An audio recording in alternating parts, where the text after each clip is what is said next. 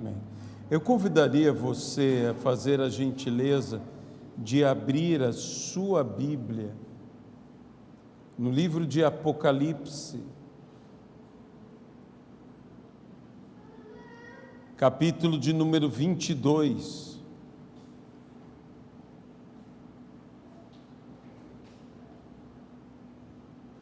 Apocalipse, capítulo de número 22. A partir do versículo 1. Então me mostrou o rio da água da vida, brilhante como cristal, que sai do trono de Deus e do Cordeiro. No meio da sua praça, de uma e de outra margem do rio, está a árvore da vida, que produz 12 frutos, dando o seu fruto de mês em mês. E as folhas da árvore são para a cura dos povos. Nunca mais haverá qualquer maldição. Nela estará o trono de Deus e do Cordeiro. Os seus servos o servirão, contemplarão a sua face, e na sua fronte estará o nome dele. Então já não haverá noite, nem precisarão eles de luz de candeia, nem da luz do sol, porque o Senhor Deus brilhará sobre eles e reinarão pelos séculos dos séculos. Disse-me ainda: essas palavras são fiéis e verdadeiras. O Senhor, o Deus dos espíritos dos profetas, enviou o seu anjo para mostrar aos seus servos as coisas que em breve devem acontecer. Eis que venho sem demora, bem-aventurado aquele que guarda as palavras da profecia. Que Deus abençoe a sua palavra em nossas vidas. Amém. Nós estamos fazendo um estudo sobre o livro de Apocalipse, numa visão de uma teologia prática. Ou seja, numa visão de aplicação dos princípios bíblicos em nossas vidas para os dias de hoje.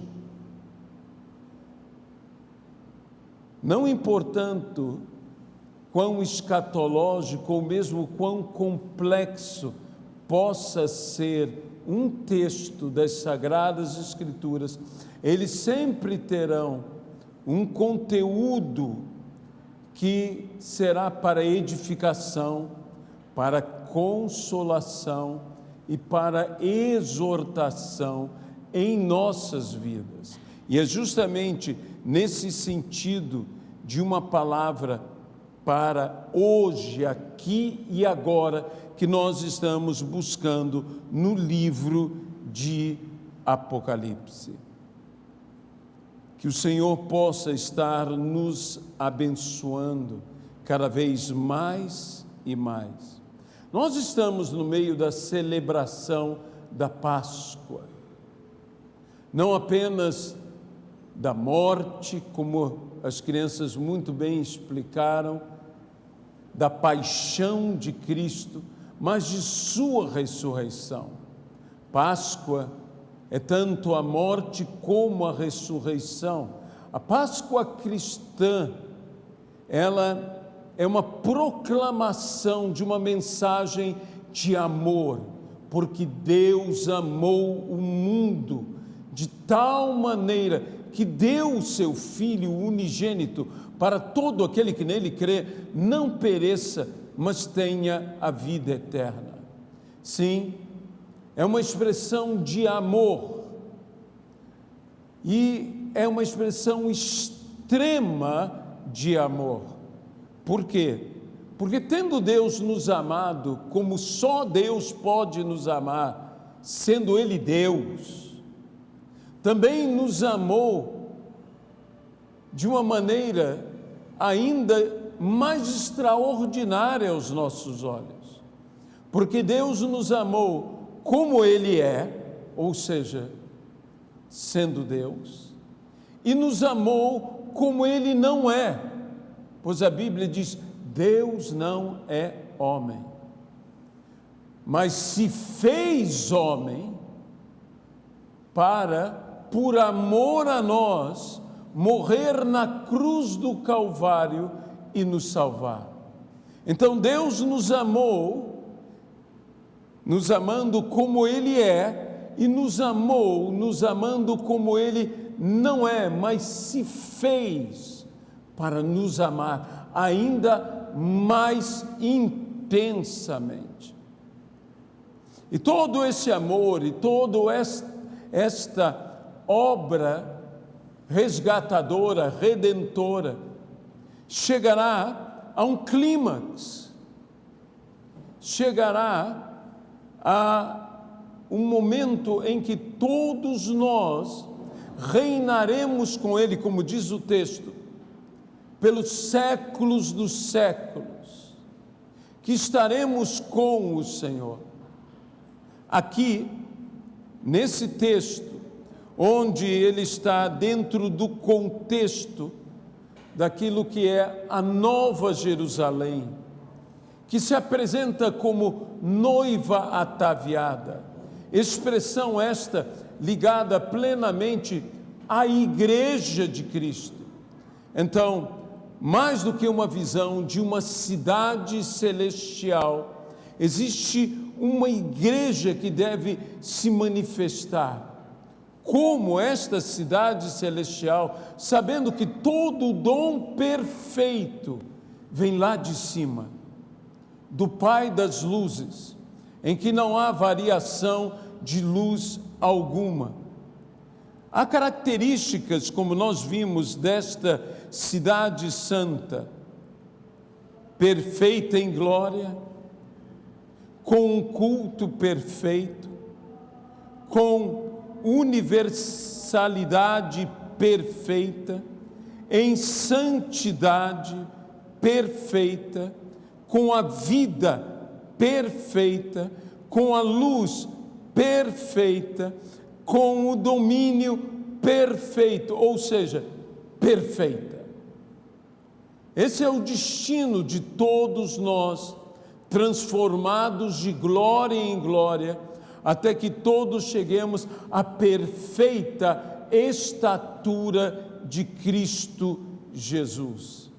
Mas o que nós vemos aqui nesta sessão, nesse texto, é como uma descrição daquele jardim perdido em um novo jardim, um novo paraíso, um novo Éden em nossas vidas. O jardim, que na realidade a melhor palavra seria horto ou pomar para ele, é um símbolo de gozo em toda a sua perfeição, mas mais do que isto, de provisão, de suprimento, onde Deus, assim, se compromete a suprir todas as nossas necessidades. Aqui há três coisas básicas da vida. Fala-se sobre água, sobre alimento e sobre saúde. Isso são os cuidados de Deus, que não nos faltará nem a água, não nos faltará o alimento, não nos faltará a saúde. E não qualquer alimento, e não qualquer água, mas os rios de águas da vida e a árvore da vida, ou seja, eu vim para que tenham vida e a tenham em abundância, e vida eterna. E o que é vida eterna? Que te conheçam a ti, único Deus, e a Jesus Cristo, a quem enviaste, que te conheçam. Quando eu tenho revelação de Deus, eu tenho vida. E o que é Apocalipse? É a revelação de Jesus Cristo. Deus não apenas nos dá tudo para que tenhamos vida, mas para que mantenhamos vida, e vida eterna. Não existe vida mais abundante do que a vida eterna. E esse é um tipo de vida que só Deus tem, de eternidade a eternidade. E Ele nos convida e nos traz a vivermos sua própria vida, que, como eu tenho dito, vai muito além do que viver para sempre. É viver a vida de Deus, é viver a plenitude de Deus, é viver plenamente Deus. Aqui nós encontramos o clímax de toda a obra da redenção. Que aquela calamidade, que aquela desgraça que aconteceu no primeiro jardim, a queda do homem, que ela jamais se repetirá. Aqui nós temos de Gênesis a Apocalipse. E nós bem poderíamos fazer um contraste entre Gênesis e Apocalipse. Interessante que eu procurei fazer um contraste das características desse novo Éden, desse novo jardim, com o velho Éden, com o velho jardim, onde no velho jardim o primeiro Adão cai, onde no novo jardim, esse novo Adão, o segundo Adão ou o último Adão, como a Bíblia se refere, Jesus Cristo, nos traz esta redenção. E interessante, encontrei 7 características. No Gênesis, no princípio, Deus criou os céus e a terra. Mas agora, nesse texto em Apocalipse, diz: eu vi um novo céu e uma nova terra. No Gênesis, diz: Deus chamou as trevas de noite, fez separação entre luz e trevas, chamou a luz de dia e chamou as trevas de noite. E no Apocalipse diz que a noite ali não mais existirá, não haverá mais trevas. Em Gênesis diz: certamente morrerás. Em Apocalipse nos é dito: não haverá mais morte. Em Gênesis nos diz: multiplicarei grandemente a tua dor de parto. Mas em Apocalipse nos diz: não haverá mais dor. Aleluia. Gênesis nos diz: maldita é a terra por tua causa. Mas em Apocalipse diz: ali não haverá mais maldição. Em Gênesis nos diz que o homem foi afastado, lhe foi vetada a árvore da vida. Em Apocalipse, a árvore da vida reaparece. A promessa é de comermos do fruto da árvore da vida e que a cada mês dá um fruto. A ideia é que dá um fruto especial a cada mês, que é para nós. O que nos foi vetado agora é 12 vezes nos dado ao ano, é plenamente nos entregue a vida. Em Gênesis aparece Satanás. Em Apocalipse, que é citada a serpente, que era o diabo, Satanás, o dragão, desaparece, é lançado para sempre no lago de fogo e enxofre. Esta é a promessa de Deus e que diz: são palavras verdadeiras, são palavras que Deus zela sobre a sua palavra para a fazer cumprir. E diz: bem-aventurado aquele que guarda essas palavras. O que é guardar? Seria apenas memorizar esta palavra? Seria apenas conhecer esta palavra? Se bem que a palavra conhecer, ela é mais do que ter entendimento. A palavra conhecer nas Sagradas Escrituras, ela significa penetrar. A palavra conhecer nas Sagradas Escrituras significa gerar. Mas bem-aventurado aquele que guarda a minha palavra.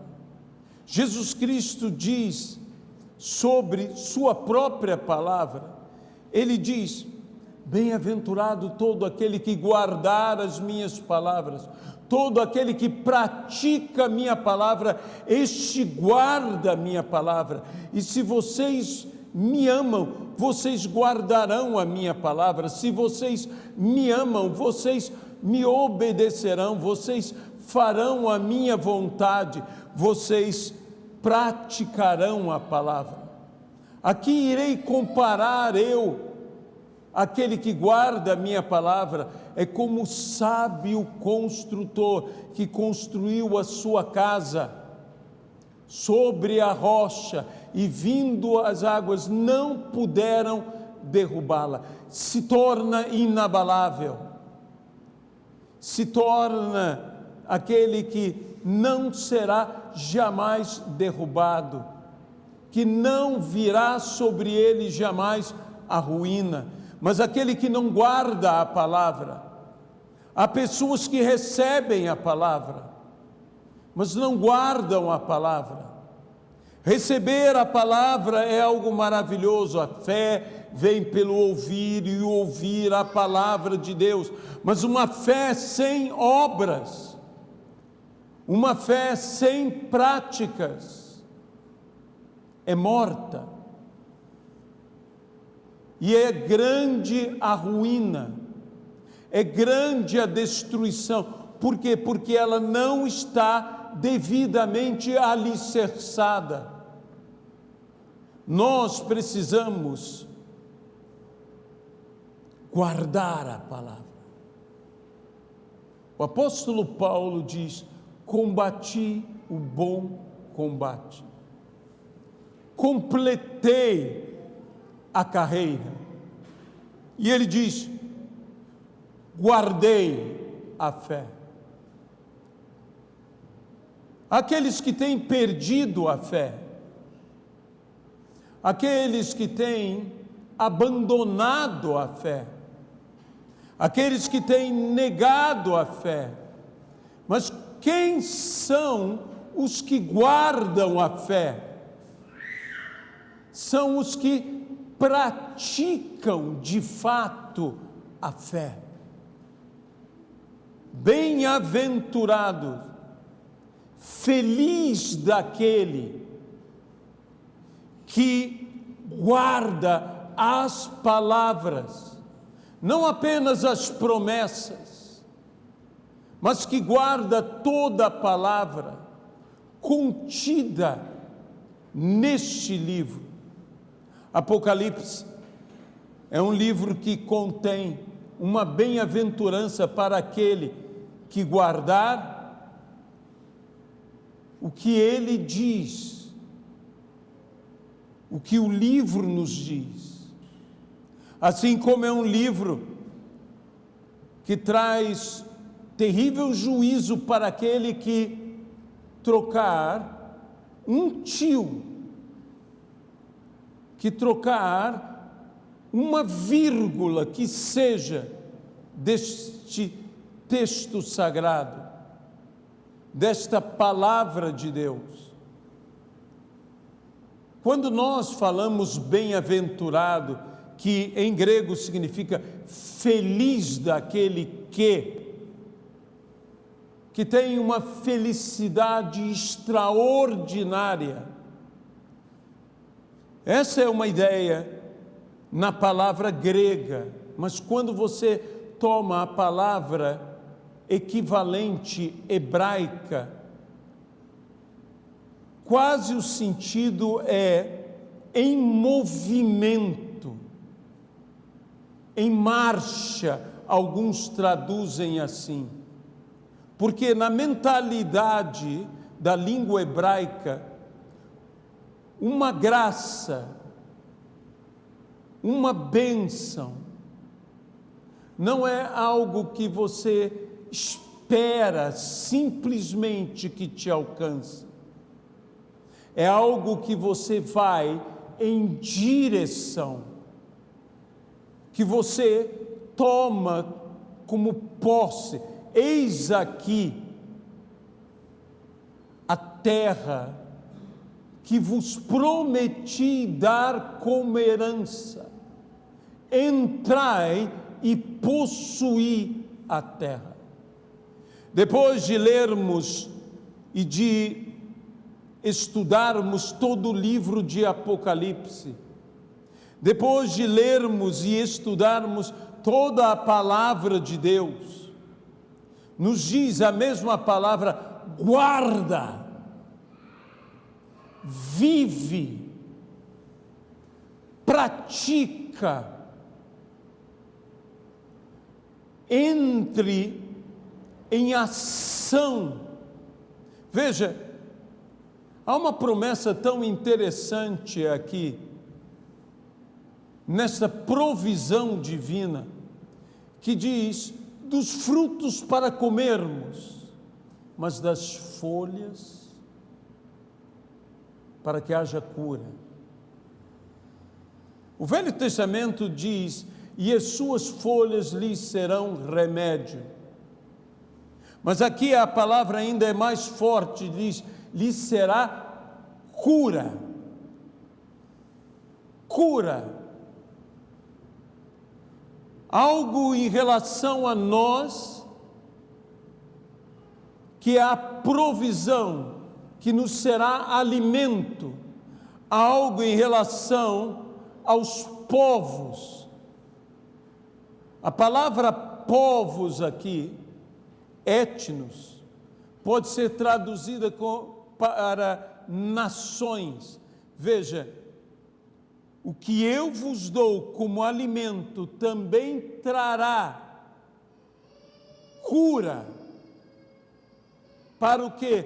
Para as nações. Isso não nos faz lembrar alguma coisa? Se o meu povo, que se chama pelo meu nome, se humilhar, se arrepender, se converter dos seus maus caminhos e orar, eu dos céus ouvirei a sua oração. E a Bíblia então conclui: e sararei a sua terra. Será cura. Finalmente, todos os céus fechados serão abertos naquele dia. Não haverá nunca mais céus fechados. Você pode dizer amém a isso? Nunca mais haverá céus fechados. Apocalipse termina num grande grito de avivamento, porque de novo virá a chuva temporã e a chuva serôdia.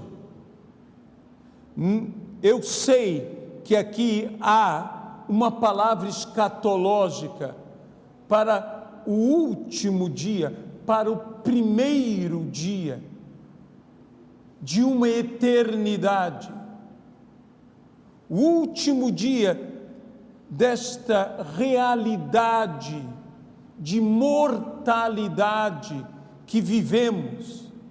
Isso é tão real, quanto mais nos dias em que estamos vivendo. Quantas pessoas sofrendo, quantas pessoas chorando, quanta gente enlutada, quanta gente ferida, quanta gente machucada, quanta gente caída, necessitando ser levantada, quanta gente com fome, quanta gente abatida, quanta gente abalada. Tudo isso é consequência de uma coisa só, do pecado. Mas como eu disse, a grande mensagem da Páscoa é que Ele nos amou, e não apenas nos amou, Ele nos ama, porque se apenas Ele tivesse morrido por amor a nós, se apenas fosse a dor, o sofrimento, o derramamento de sangue na cruz, apenas estaríamos dizendo que Ele nos amou. Isso já seria algo extraordinário. Mas Ele não apenas nos amou, Ele ressuscitou, e o ressuscitar significa que Ele continua nos amando e sempre nos amará. Ele não apenas nos amou, Ele nos ama, e Ele nos amará, e nos amará eternamente. Aquele que não poupou ao seu próprio Filho, antes por amor a nós o entregou, como não nos dará gratuitamente, literalmente graciosamente, ou de outra maneira, por meio da sua graça, com Ele, com Cristo, todas as coisas. Todas as coisas. Meus irmãos, nós temos nos colocado às vezes apenas dizendo, Ele nos amou. Eu quero dizer, nessa manhã de domingo, nesse domingo de Páscoa, nesse domingo da ressurreição, que Ele continua nos amando. Eu quero dizer àquele que nos ouve e que ainda não entregou a sua vida ao Senhor e Salvador Jesus Cristo, que Ele não apenas te amou, Ele te ama. E Ele te convida, e Ele te espera de braços abertos para te receber, e te receber com honra, não apenas com uma benevolência, não apenas com uma misericórdia, não apenas com uma compaixão, mas Ele te espera com alegria, Ele te espera com amor, Ele te espera com carinho, Ele te espera com honra, Ele te espera com um lugar junto a Ele. Assim como o Pai tinha um lugar reservado para o seu filho, Deus tem um lugar reservado para você. E hoje, nessa manhã de domingo, eu quero te convidar a tomar o teu lugar. o teu lugar junto a Ele. Hoje, nessa manhã de domingo, eu quero declarar que existem folhas para curar os povos, para curar as nações.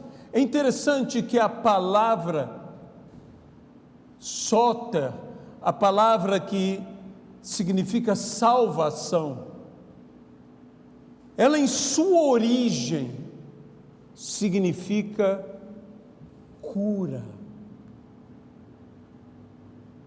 Quando Deus te salva, Ele te cura para sempre do pecado, de uma doença chamada pecado, de uma doença chamada pecado que gera morte. Como toda doença, potencialmente, se agravada, gera morte.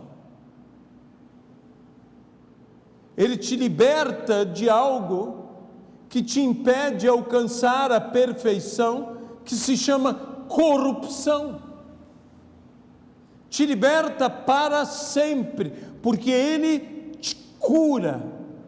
Essa palavra soter, que originalmente é cura, no desenvolvimento do seu entendimento, passou a ser uma libertação,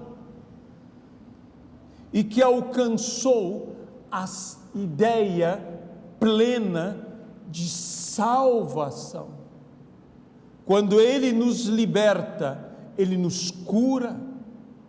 Quando Ele nos salva, Ele nos liberta e cura.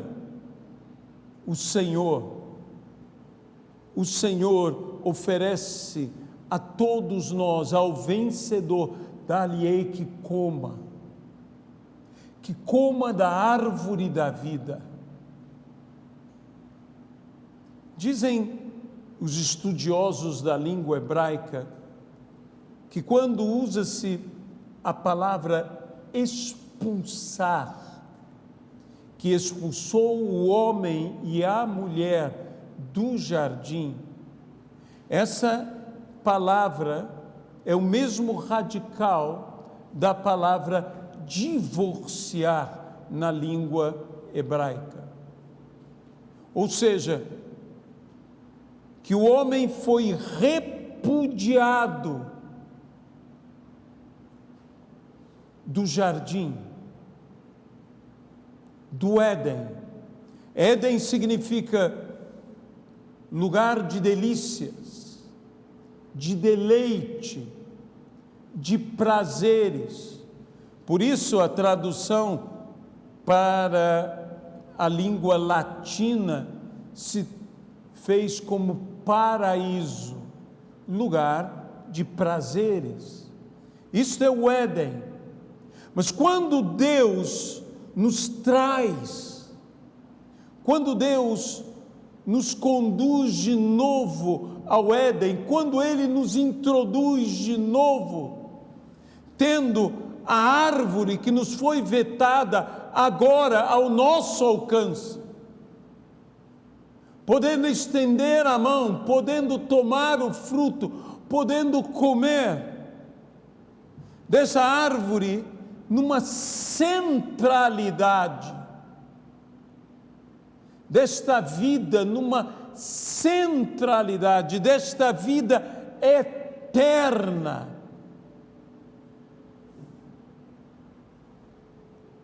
Onde nós, em Cristo, podemos participar.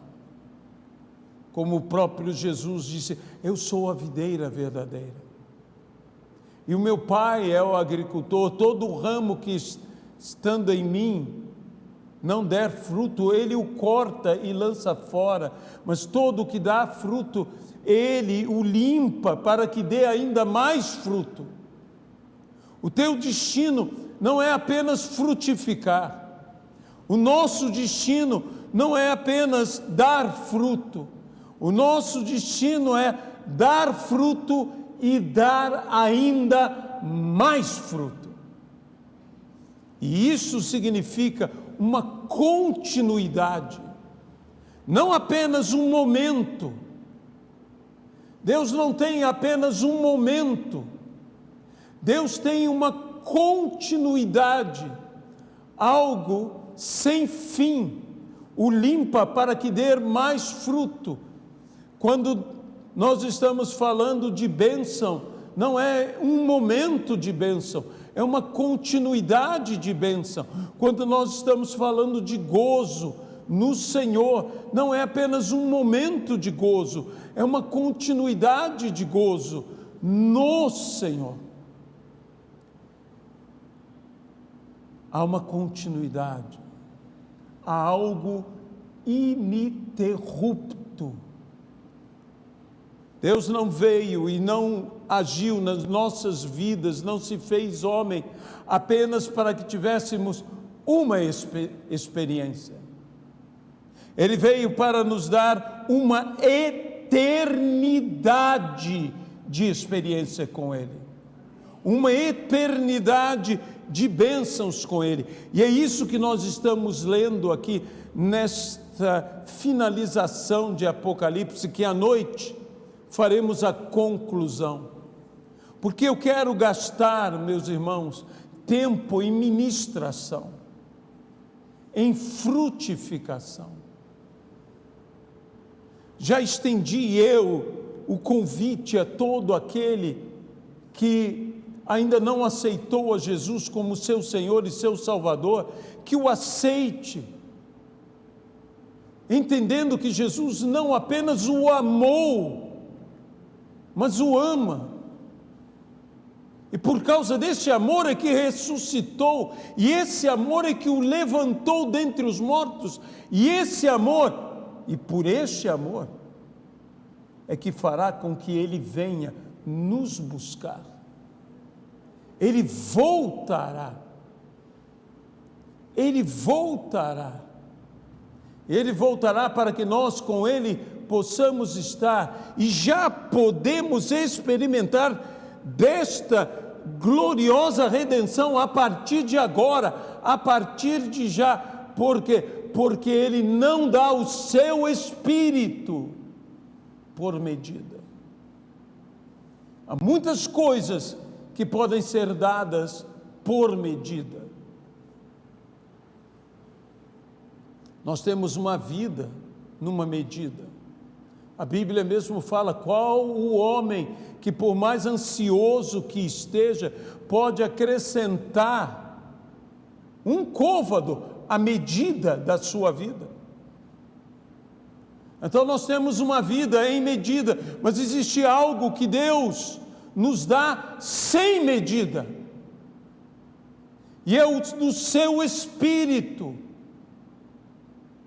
E é isso que eu quero te convidar nessa manhã, a receber do Espírito de Deus sem medida, a vivermos um verdadeiro, um genuíno avivamento, quando nós participamos da ceia do Senhor. Quando nós participamos dessa ceia, nós anunciamos a morte do Senhor até que Ele venha. Anunciamos a morte do Senhor até a sua volta. Estamos proclamando: Ele voltará.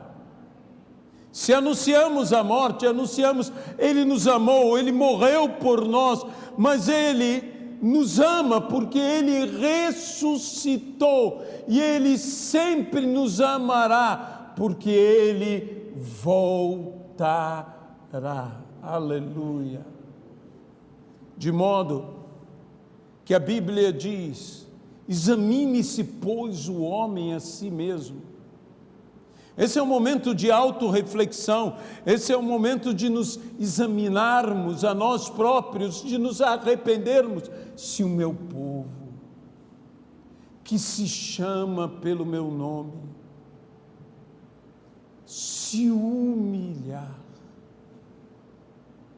se arrepender dos seus maus caminhos, se converter, e orar, eu ouvirei a sua oração, eu sararei a sua terra. Sabe, muitas pessoas têm orado, mas não têm se humilhado. Muitas pessoas têm orado, mas não têm se arrependido. Muitas pessoas têm orado, mas não têm se convertido dos seus maus caminhos. Há outros que têm até mesmo se humilhado, há outros que têm até mesmo se arrependido, há outros que têm até mesmo se convertido dos seus maus caminhos, mas não têm orado. É necessário orar. É tão necessário orar que a Bíblia diz: orai. É tão necessário orar que a Bíblia diz: orai e orai sem cessar. É tão necessário orar que a Bíblia diz: Elias era homem como nós, sujeitos a mesmas paixões, mas orou. E a Bíblia diz, e eu gosto tanto disso, e orou novamente. Ninguém ora tanto que não possa orar mais um pouco. Amém? Orou e orou novamente. Não apenas orou, mas orou novamente. Deus o atendeu na primeira oração e o atendeu na segunda oração.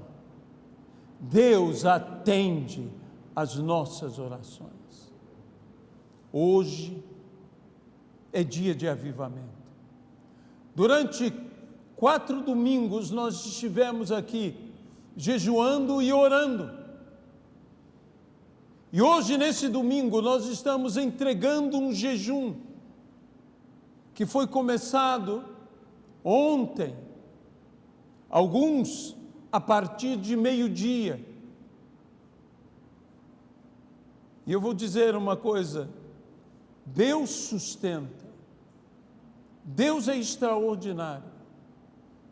Sabe, quando nós tomamos essa decisão de fazermos esse jejum, eu fiquei um pouco apreensivo para poder jejuar às 24 horas. E eu disse: mas Senhor, eu vou jejuar às 24 horas.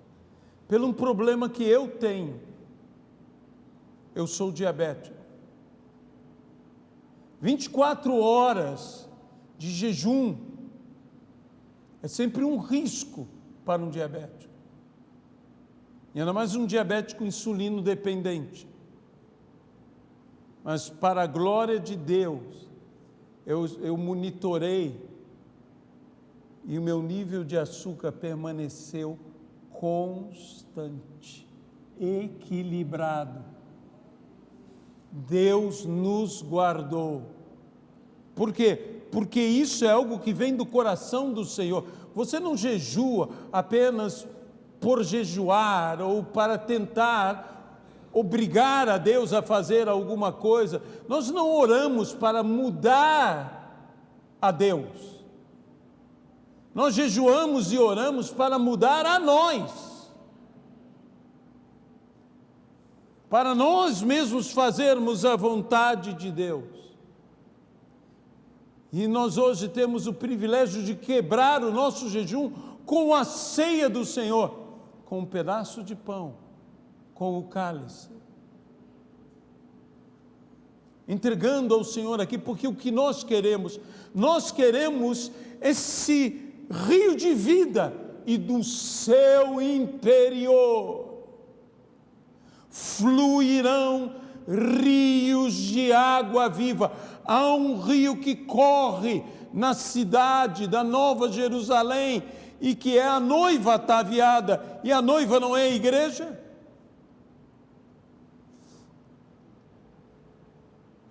E é um grande rio, um gigantesco rio, porque há rios de água viva fluindo de minha vida, fluindo de tua vida, e essas águas se encontram, e essas águas se tornam um grande rio, melhor dizendo, um grande mover das muitas águas. E é assim que se ouve a voz de muitas águas. É a voz do mover do Espírito, diz a palavra em João, e dizia isto ele concernente ao Espírito que haveria de ser dado, ao Espírito Santo, ao derramamento do Espírito Santo. Nós estamos orando, nós estamos jejuando, pedindo o quê? Avivamento. Eu creio que Deus fará coisas extraordinárias. Eu creio que o mover de Deus, que um rio de água viva sairá a partir deste lugar, que atingirá nações até. Eu creio que hoje Deus começará a fazer uma obra extraordinária no nosso meio. No nome de Jesus Cristo. Senhor nosso Deus, nós estamos aqui, queremos dar tempo ao Teu Espírito para ministrar em nossas vidas, para nos fazer sermos de fato cheios do Espírito Santo. Ó Deus querido, Deus amado, Senhor Todo-Poderoso, derrama sobre as nossas vidas o Teu poder, derrama a Tua graça, a Tua misericórdia. Vem, Espírito Santo. Tua palavra diz no profeta Jeremias: invoca-me, e eu te responderei, e anunciar-te-ei coisas grandes e ocultas que não sabes. Pois assim diz o Senhor, o Deus de Israel. Aleluia, aleluia. Na noite